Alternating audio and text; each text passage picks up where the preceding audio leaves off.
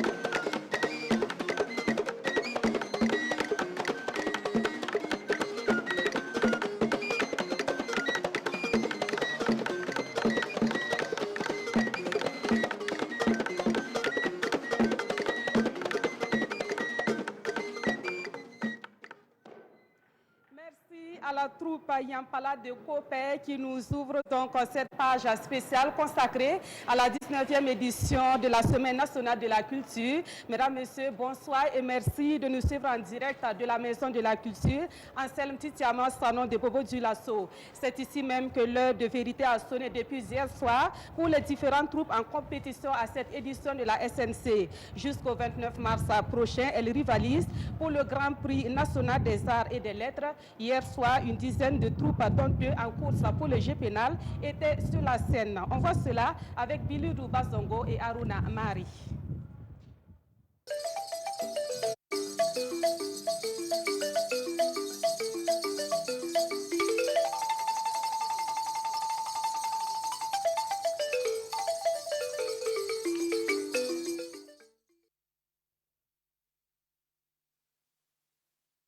L'orchestre Wendinso et les Yumayel du Kadjogo trouve ta paille, travaille sans pagaille. Tu verras ta taille avant les prochaines retrouvailles.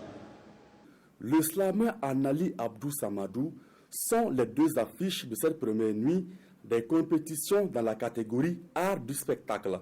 Ces artistes convoitent le Grand Prix national des arts et des lettres. Chaque compétiteur use de son talent pour la conquête des lauréats. J'ai pris beaucoup de plaisir à assister à cette première soirée de compétition de la 19e SNC. Particulièrement comblé par la diversité des styles que j'ai vus, mais également tout cela s'est traduit vraiment la richesse de notre patrimoine culturel.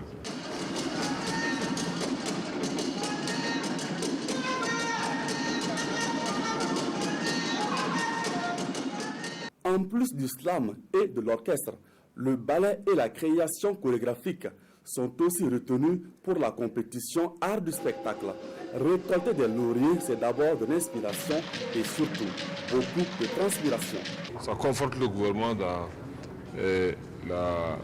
la politique que nous avons, qui consiste donc en tout cas à préserver tous ces patrimoines, mais surtout à le développer, de manière à ce que ce patrimoine-là soit encore mieux travaillé et qu'on puisse donc non seulement l'exporter, le faire voir donc aux pays étrangers, mais également surtout donc faire en sorte que les générations futures puissent également en profiter. Au cours de la soirée, une dizaine d'autres troupes ont presté en tant qu'ambassadeurs de leur région. Pour cette édition, une vingtaine de troupes sont en compétition dans la catégorie art du spectacle. Toujours ici à la Maison de la Culture Anselme Titiama-Sano, le marché des arts bat son plein depuis ce dimanche matin. Une semaine durant, les professionnels des arts dans toute leur diversité ont l'occasion de se côtoyer et surtout de nouer des relations d'affaires. C'est également pour eux un cadre de réflexion et de partage d'expériences afin de promouvoir davantage l'art dans toutes ses facettes. Le reportage de Roger Kam et Maxime Zongo. Ouvert tous les jours de 9h à 18h à la Maison de la Culture Anselme Titiama-Sano, 6 à Sarafalao, le marché des arts, est cet espace destiné à l'ensemble des professionnels de la culture. Un espace où producteurs et promoteurs se retrouveront pour nouer des contacts d'affaires. C'est l'un des volets que la SNC compte renforcer, développer, c'est-à-dire l'économie de la culture. Permettre à ce qu'au-delà des aspects festifs, au-delà des retrouvailles au niveau national, que les professionnels de la culture puissent avoir encore un autre niveau d'intérêt par rapport à la SNC. Ce qui veut dire qu'ils viennent, ils regardent, ils prospectent, ce qui les intéresse, ils essaient de nouer des contrats avec les créateurs, avec les troupes artistiques. Programmeurs, acheteurs, organisateurs de festivals venus d'ici ou d'ailleurs, bref, chacun à son niveau devra y trouver son compte. Il y a des gens qui savent ce que je fais, mais il y en a d'autres qui ne le savent pas. Donc je suis venu globalement parler de mes 10 ans de combat que je mène pour que la musique de mon pays, le Burkina, soit connue à l'extérieur. Nous ne sommes pas surpris par ce que nous voyons ici. Et nous sommes en phase avec la philosophie politique de ce pays qui fait de la culture le levier du développement. Outre les aspects économiques, le marché des arts, c'est aussi un cadre de réflexion, une tribune où les acteurs de la culture partageront leurs différentes expériences. C'est à l'occasion de la 17e édition en 2014 que le marché des arts a été introduit dans le programme de la SNC. La foire commerciale et artisanale, elle se tient au siège même de la Semaine nationale de la culture. L'ouverture de cette foire est intervenue aujourd'hui et près de 500 exposants y participent. Et pour cette édition, des dispositions ont été prises pour assurer la bonne tenue de la foire de la SNC. On en sait plus avec Kwale Nebie et Nathalie Sawadgo Nabaloum. Ce coup de ciseaux marque l'ouverture officielle de la foire commerciale et artisanale de la 19e édition de la Semaine nationale de la culture SNC. Sur cette aire du site de la SNC, 476 exposants venus des 4 coins du Burkina Faso et des pays comme le Ghana, le Canada et le Pakistan vont pendant une semaine montrer leur savoir-faire au public burkinabé. Le ministre de la Culture, accompagné de ses dévanciers et des parrains de la cérémonie, ont visité les stands des exposants. Une double satisfaction se dégage du côté de la disposition des stands et de l'exposition des produits locaux. En revanche, au niveau de la gastronomie, le ministre Sango trouve qu'on peut mieux faire. Nous n'avons pas été du tout satisfaits de cette profusion à jouer de la musique étrangère. Et nous avons instruit fermement les animateurs de ce que, principalement la Semaine nationale de la culture, nous entendons qu'on nous joue la musique burkinabé. Parce que cette semaine doit servir à valoriser principalement partout ce qui relève de notre patrimoine culturel. Aline Kwala, initiatrice de l'aménagement de l'aire d'exposition en pavé depuis 2006, est de retour aujourd'hui sur le site. Elle exprime sa joie de voir les artisans exposer leurs produits dans de bonnes conditions. Je suis très contente de constater que les exposants exposent dans de meilleures conditions physiques, sanitaires et professionnelles.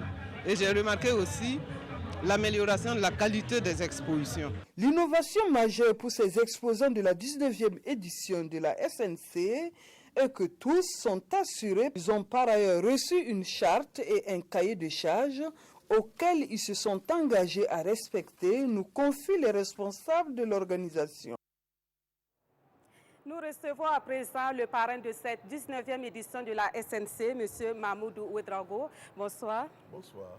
Alors, on l'a évoqué dans nos éditions d'hier, vous êtes à la base de plusieurs innovations de la SNC, d'édition en édition. Comment appréciez-vous l'évolution de cette manifestation culturelle? De manière très positive, dans la mesure où on peut comparer l'évolution de la SNC à l'évolution d'un bébé. Il naît et puis progressivement il grandit. Actuellement, il a l'âge de l'adolescence et il a besoin encore de notre soutien, mais je tire mon chapeau à tous ceux qui, pour cette édition et les éditions passées, ont soutenu cet enfant qui est l'enfant de tout le peuple du Burkina Faso. Alors, on parle de l'économie de la culture. Comment faire en sorte que les acteurs de la culture qui participent à la SNC puissent réellement tirer profit de leur métier? Exactement. Il faut dire que l'économie de la culture, c'est la branche de l'économie qui s'occupe et de la création, et de la production, et de la distribution, et de la consommation des biens culturels. Donc, il y a beaucoup de chaînons qui marquent justement l'économie de la culture. Dans notre pays, c'est une économie qui rapporte, bon an mal an, environ 2 milliards de francs CFA. C'est pas peu, mais c'est pas aussi beaucoup. Et il faut dire qu'il faut un soutien de tout le monde. La culture n'a jamais progressé dans un pays tant qu'il n'y a pas le soutien des premiers responsables et qu'il n'y a pas le soutien de l'appareil économique, les opérateurs économiques et les mécènes. Donc il nous faut réunir ces trois phases-là pour que cela aille. Pour le politique, c'est déjà assuré.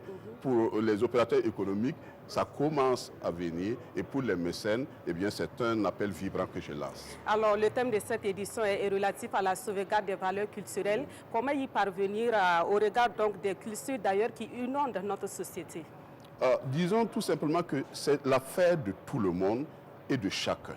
C'est-à-dire que si on prend la culture comme étant le vécu de chacun de nous, il va sans dire que sa force, sa vitalité dépend de chacun de nous. À commencer par la cellule familiale. Comme vous le savez, regarder la télévision, ça s'apprend à la maison. Lorsqu'on a un poste téléviseur, qu'on regarde les émissions, si les enfants regardent, eh bien, il y a une acquisition culturelle de regard télévisuel. La même chose pour le théâtre. Si j'amène mes enfants au théâtre, petit à petit, ils s'y habituent. Pour le cinéma, acheter les livres, lire, c'est d'abord le fait de la famille, ensuite de l'école et enfin du bouillonnement culturel d'un pays. Merci beaucoup, M. Mahmoud Ouedraogo, d'être passé sur le plateau spécial de la SNC. Je rappelle donc que vous êtes le parrain de cette édition. Et pour la suite, sachez que la littérature occupe une place de choix pour la sauvegarde donc, des valeurs culturelles du Burkina, comme le veut justement cette édition de la SNC. Et c'est ce dimanche que le ministre de la Culture, des Arts et du Tourisme a procédé au lancement des activités littéraires de la SNC. Ces activités se tiennent dans les locaux de la Chambre de commerce et d'industrie de Bobo-Dioulasso. Yacouba Gamene et Beleman Herman Towe. L'hymne national entonné en chœur, suivi de coupures de ruban, et c'est parti pour l'ouverture officielle des activités littéraires de la 19e Semaine nationale de la culture. Moyen de conservation des valeurs culturelles, la littérature est en perte de vitesse de nos jours et le ministre en charge de la culture entend inverser la tendance. Comme vous le constatez, on assiste à une crise en matière de lecture. Or, sans la lecture, il va être difficile à nos enfants d'être performants et d'affronter les défis du monde futur. Passionné de la lecture et membre d'un club littéraire, Christelle Barry trouve que la littérature est un tremplin pour parvenir à son ambition. J'aime vraiment devenir avocate dans l'avenir. Donc, et je vois aussi que la série littéraire, c'est la série la mieux adaptée pour que je puisse aboutir à ce rêve. À ces rendez-vous littéraires, le professeur Salah Kassanou est présent avec ses étudiants. Cet universitaire spécialiste en littérature déplore le faible engouement de la jeunesse, notamment celle de Bobo-Dioulasso dans cette discipline. Sensibiliser le grand public à l'intérêt pour la littérature burkinabé et surtout le milieu scolaire et universitaire. Et c'est pour ça que moi je salue la présence du club littéraire de lycée Santa de Niangologo. Je souhaiterais en tout cas que les élèves des établissements publics et privés de Bobo-Dioulasso prennent l'exemple de ces élèves-là. Durant une semaine, les acteurs du monde de la littérature, à savoir les éditeurs et les auteurs, vont exposer leurs produits dans l'enceinte de la Chambre de commerce et d'industrie des Hauts-Bassins. Intéressons-nous à présent à ce qu'il convient d'appeler les Bleus de la SNC, c'est-à-dire les troupes qui participent pour la première fois à la Biennale de la culture burkinabé. Fait partie des Bleus de la SNC, la troupe de danse venue de Sankoué, une localité située à une soixantaine de kilomètres de Dédougou. Quel est l'état d'esprit de cette troupe qui signe sa première participation à la SNC? Élément de réponse avec Hassan Gourabou et Karim Sissé. C'est la toute première fois que ces masques du village Sankoué dans la boucle du Moun prennent part à la SNC. Pour cette première participation, ils n'entendent pas faire de la figuration. Et ici, ils démontrent un pan de la culture marca.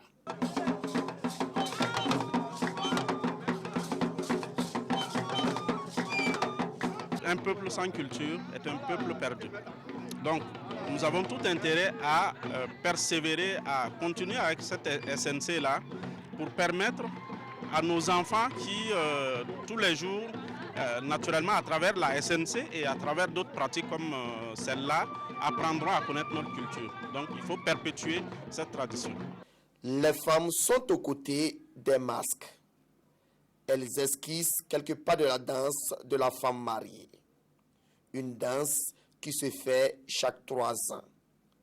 Il s'agit de magnifier l'autre moitié du ciel dans toute sa splendeur. Je suis ici aujourd'hui pour voir l'activité qui est le SNC.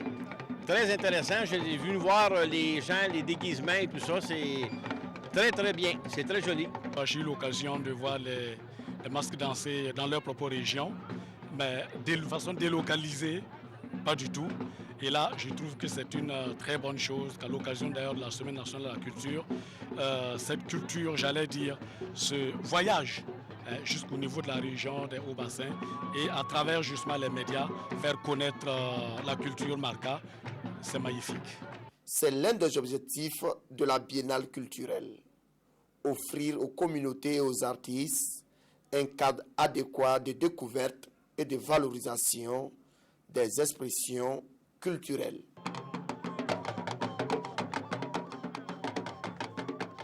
Le balafon est un instrument de musique traditionnelle bien connu des peuples de l'ouest du Burkina Faso. Yacouba Diabaté, originaire de Orodara, fait partie des balafonistes qui font la fierté du peuple Siamou dans le Kénédougou. Il a été initié au balafon depuis son jeune âge et aujourd'hui il fait son petit bonhomme de chemin avec son instrument de musique. Allons à sa découverte avec Mané Kayen et Ahadi Sandamba.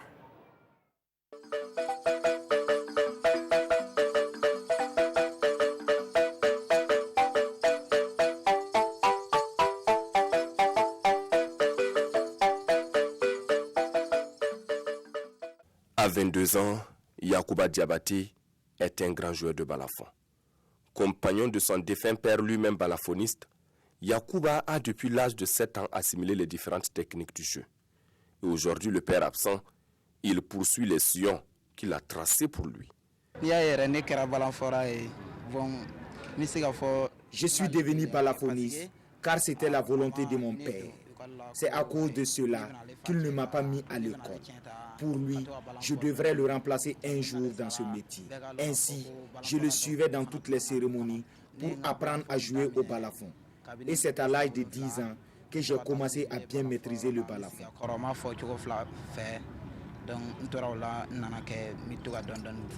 Voici le balafon de Yacouba Diabaté. C'est le diapason. C'est un balafon que l'on retrouve uniquement dans la région de Hauts-Bassins. Un balafon avec lequel on peut jouer plusieurs sonorités. Donc ce balafon, on le fait pourquoi? Parce que cette fois on a appelé à sortir, compte tenu du caractère de l'événement, on ne peut pas se déplacer avec cette multitude de balafons là. Donc arrivé, on regarde vraiment le rythme qui est demandé et on arrive à orchestrer ça sur ce balafon. Il faut se dire que c'est une multitude de mélodies qui se retrouvent là-dessus. Vous voyez? Donc pour un sambla qui prend, il peut jouer uniquement dans la langue sambla sur ce balafon. Voilà. On peut jouer uniquement la langue siamou là-dessus. On peut jouer uniquement la langue tussian là-dessus. On peut jouer uniquement la langue bamana là-dessus. Voilà. Donc c'est une multitude quand même d'orchestration qui se retrouve sur ce même balafon-là. Et notre artiste peut jouer pratiquement tous les rythmes que ce balafon est capable de faire sortir.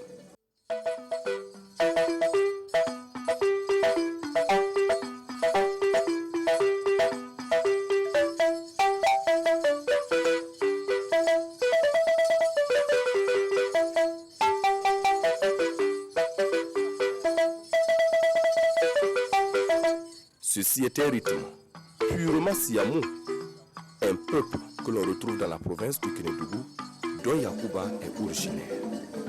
Au-delà de tous ces sons, l'on peut aussi jouer des rythmes des peuples toussiens, Sambla, Bamana et même ceux guinéens, avec ce balafon dit Diapasso.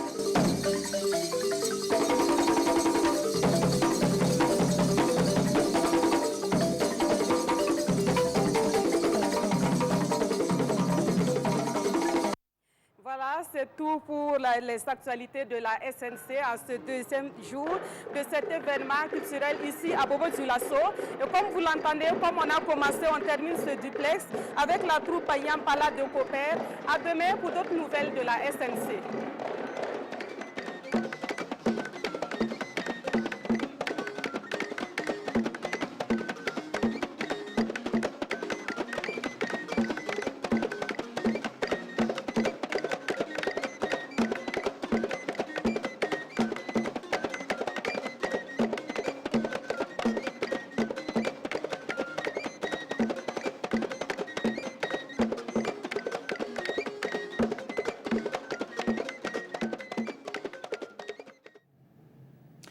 Merci à vous Nathalie. Et c'est tout en musique que nous poursuivons ce journal, la lutte contre l'immigration clandestine en chanson. L'initiative est de l'association Vision Doleminto qui sensibilise tout en mélodie. Césaire Carrefour et Oumar Zombré nous présentent l'œuvre. Une œuvre musicale pour dire non à l'immigration clandestine. Initiative de l'association Vision Dolenito, cette œuvre a pour but de sensibiliser les Burkinabés sur les dangers de cette immigration. Et ceux qui choisissent de partir de façon clandestine peuvent être la proie des réseaux terroristes. C'est pour éviter que ces jeunes n'ont pas croisé des chemins qui vont les mener à basculer. Parce qu'aujourd'hui, le gain est facile. Aujourd'hui, l'adhère au travail que ces jeunes-là ont dans leur esprit peut basculer en croisant de mauvais esprits sur leur chemin. Composée et interprétée par l'artiste Dabros, la chanson entre dans le cadre du projet qui vise en premier lieu la région du Centre-Est, une région fortement exposée à ce genre d'immigration. C'est fléau aujourd'hui, frappe aujourd'hui la région Centre-Est, qui est une région nantie, mais aujourd'hui depuis sa jeunesse, qui part pour la recherche de quoi survivre. Et donc nous voulons interpeller en tout cas le gouvernement national que cette région a un problème très sérieux. Vraiment un créneau qu'on s'est lancé.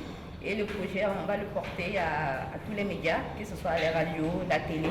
Je me dis qu'avec cette couronne, ça peut m'aider à porter mieux ce message et d'accompagner ce projet qui touche les Burkinabés, qui touche la région du Centre-Est et qui touche tous les mondes entiers.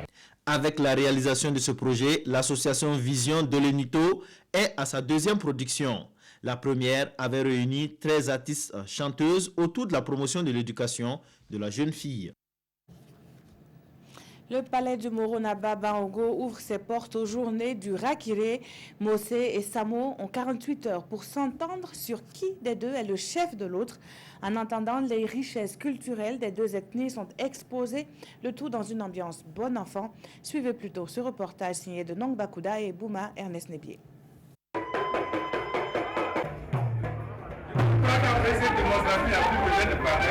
Ainsi parle Syriac Paré, Samou de son état devant le Moronaba. Nous sommes au palais du roi des Mossé pour le lancement des 4e journées du Rakiré entre Samou et Mossé. C'est un procédé qui permet de régler beaucoup de problèmes aussi bien entre des individus, entre des couples, entre des familles et au niveau national.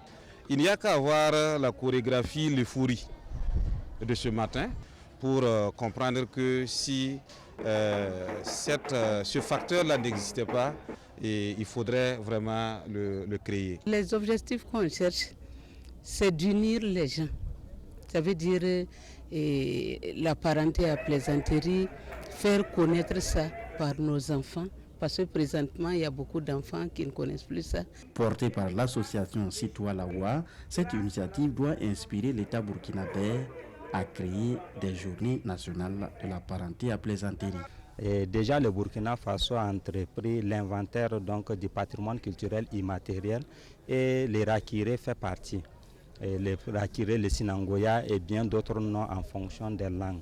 Donc le processus est en cours, mais nous n'allons pas vous dire que ce serait l'année prochaine. Durant 48 heures, l'événement sera marqué par une galerie marchande qui met en exergue des mets traditionnels et des prestations d'artistes. Sous un ton de parenté à plaisanterie, le Mogo Naba invite les visiteurs de la galerie marchande à faire attention au comportement des Samo. Seulement un avertissement. Mettez vos papiers en sécurité.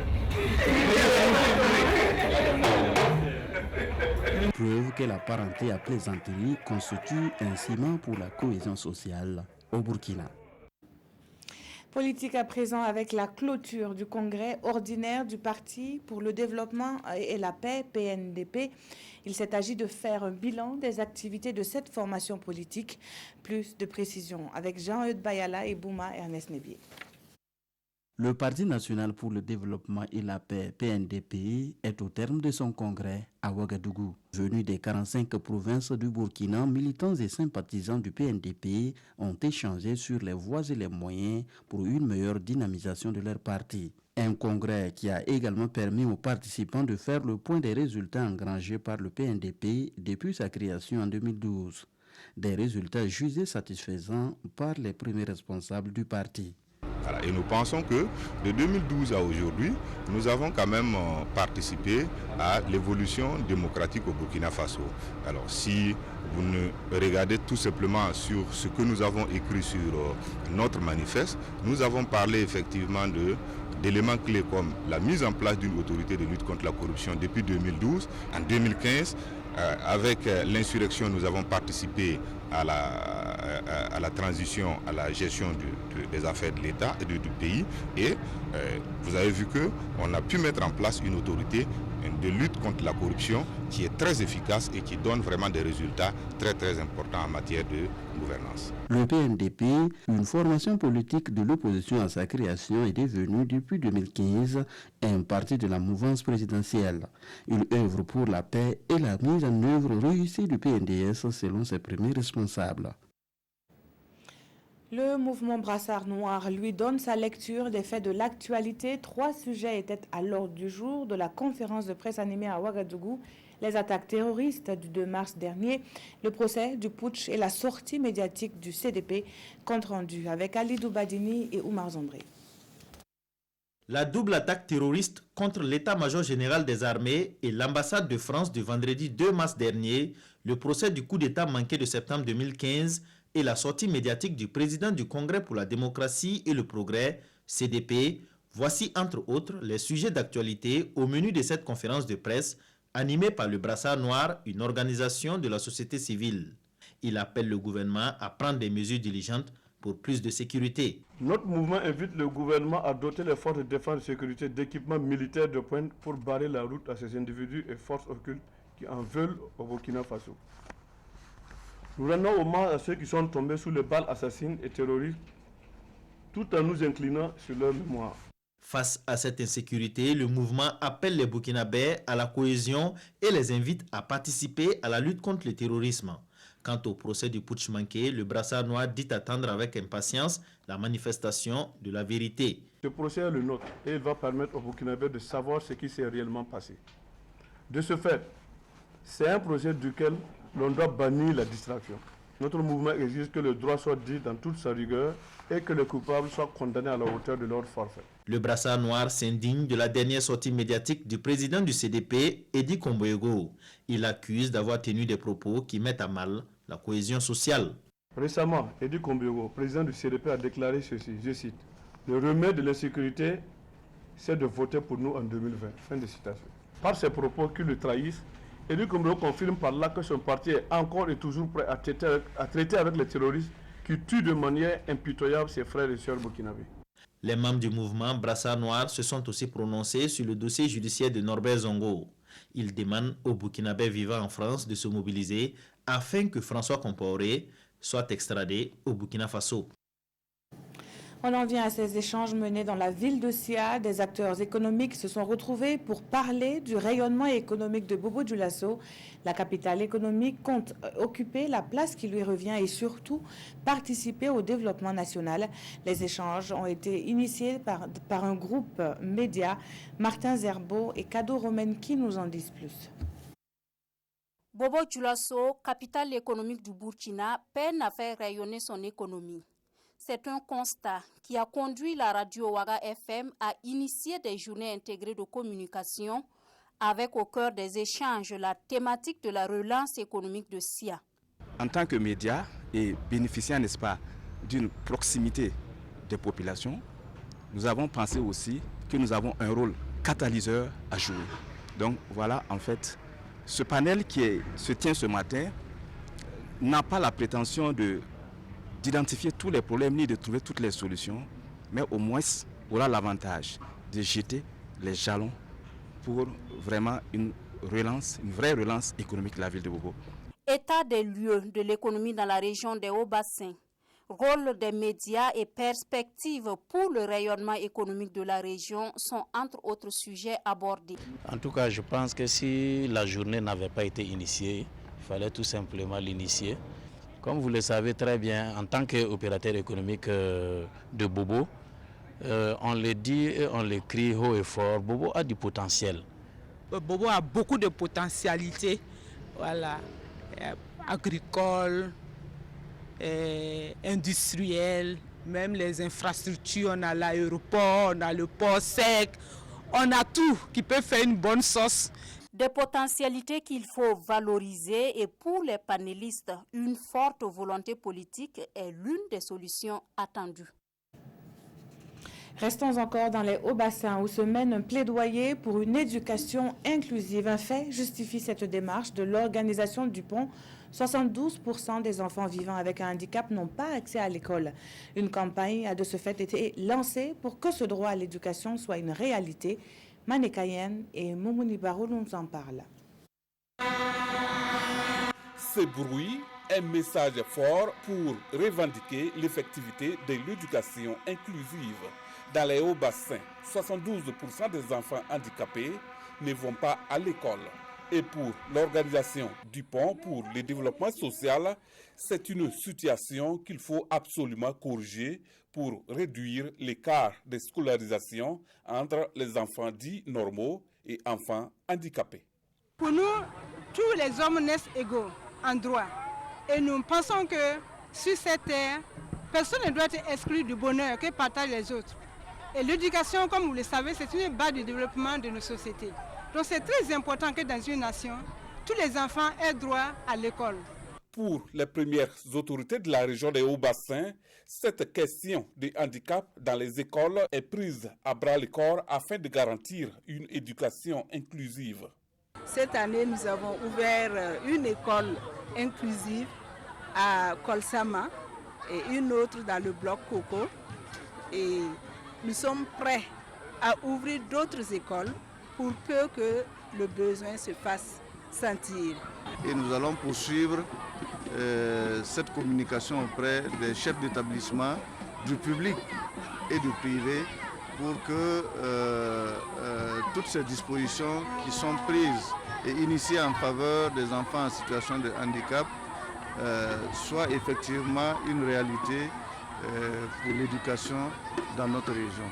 Au cours de la cérémonie, ces enfants handicapés ont montré leur savoir-faire artistique, une manière pour eux de dire que leur situation n'est pas une fatalité. Eux aussi sont souvent en marge de la société. Heureusement que les mains tendues aux personnes vulnérables sont une réalité. Le département de la solidarité nationale accompagne cette frange de la population avec une remise de vivres à l'Ocades, une démarche qui tombe bien en ce mois de carême pour les catholiques. Ratman Ezundi et Draman Guéné, reportage. Voici la main tendue du ministère de la Solidarité nationale à la communauté catholique en cette période de carême. 195 tonnes de maïs et de riz au profit des personnes vulnérables des 15 diocèses du pays. Aujourd'hui, nous sommes venus à l'Ocades Caritas pour être solidaires de ce mois de partage avec les catholiques, et il était de bon droit que le ministère de la Solidarité soit aux côtés des fidèles catholiques pour partager ce que nous avons. Vous savez que notre département, à travers le SP Conasur, s'occupe vraiment des personnes vulnérables, des personnes démunies. Et nous avons le même objectif avec l'Ocades Caritas. Si vous regardez l'objectif, donc il était normal que notre département vienne apporter sa petite touche. Et selon les responsables de l'Ocades, ces vivres seront repartis de façon rationnelle, sans distinction d'origine, de religion et d'ethnie. La répartition des vivres se feront par le secrétariat national, qui va certainement rassembler les secrétaires diocésains. Comme vous l'avez entendu, il y a 15 diocèses au Burkina.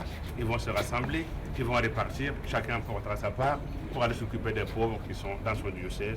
Après la communauté catholique du Burkina, la communauté musulmane devrait bientôt recevoir la visite du ministre et sa délégation à l'occasion du mois de jeûne musulman. Dans l'actualité hors de chez nous, cette première dans l'histoire du pays de l'oncle Sam, des jeunes Américains, des centaines de milliers, certains même parlent d'1 million, sont descendus dans les rues de plusieurs villes des États-Unis ce samedi. Ils réclament un contrôle plus strict des armes à feu qui font plus de 30 000 morts par an aux États-Unis. Ils sont des dizaines de milliers rassemblés à Washington. Des citoyens mobilisés contre la libre circulation des armes à feu dans le pays. Une manifestation historique qui fait suite à la tuerie survenue dans un lycée de Floride le 14 février dernier, avec un mot d'ordre, plus jamais ça.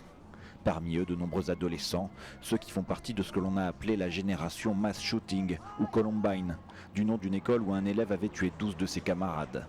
Dans leur viseur, le très puissant lobby des armes à feu aux États-Unis, la National Rifle Association, accusée de faire pression sur les politiques.